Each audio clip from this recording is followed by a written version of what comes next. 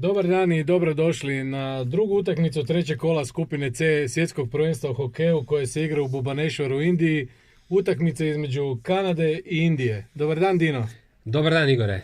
Evo ga, čeka nas utakmica u kojoj domaćinima Indiji koji su kao gosti u ovoj utakmici treba jedan bod da bi došli do prvog mjesta na tablici. I treba im pobjeda s jedan razlike.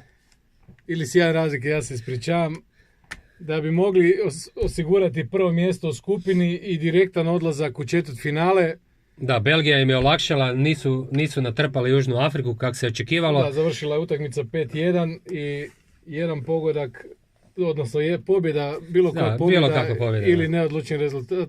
Pobjeda, ja se ispričavam, opet krivo govorim.